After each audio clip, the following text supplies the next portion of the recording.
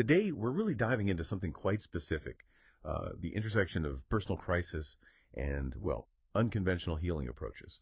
We're looking at the intense emotional stress that neurodivergent individuals can experience, particularly those who get diagnosed late with things like high-functioning autism, Asperger's, or ADHD, and we're exploring a specialized protocol aimed at resolving core emotional trauma. Our main source here is material from a certified life coach who actually got his own diagnosis, level 1 autistic Asperger's and ADHD, very late, like 51 or 52. And his perspective is really shaped by this. He argues that the failure of his 25-year marriage wasn't really because he was neurodivergent, but because of the complex trauma, the CPTSD, that built up from not knowing he was. Right.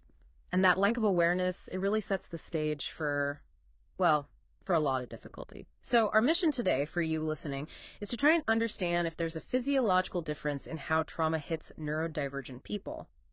We'll look at why standard talk therapy might not always work or might even miss the root cause entirely. And then we'll really dig into the mechanics of this somatic energy release protocol he developed. It's kind of a mix of things: spiritual ideas, recovery work, behavioral health knowledge, and the claim is pretty bold: rapid, lasting trauma resolution. Okay, so let's start with that personal cost. Yeah. The late diagnosis reality.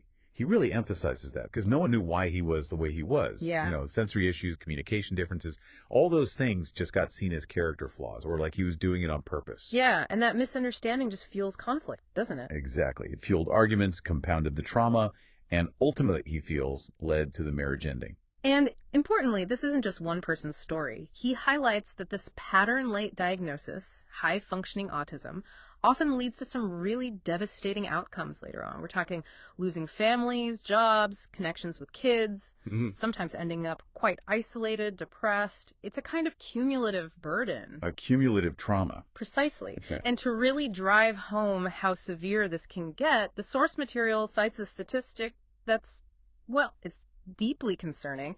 It suggests this group faces a suicide rate maybe 3 to 7 times higher than average. 3 to 7 times. Wow. Yeah, it really speaks to the level of burnout, the kind of existential weight of constantly trying to fit into a neurotypical world without the right internal map or self-understanding. And the systems meant to help often fail. I mean, he mentions 15 years in therapy. 15 years, 7 different therapists, couples counseling included. And nobody flagged the autism or ADHD. Apparently not. It just highlights this massive gap, you know, a gap where maybe traditional approaches aren't seeing the full picture, the underlying neurotype. And this protocol is trying to step into that gap. Exactly. So if we link that systemic failure to the emotional fallout, what you get is this undiagnosed neurodivergent experience plus years of feeling invalidated, misunderstood.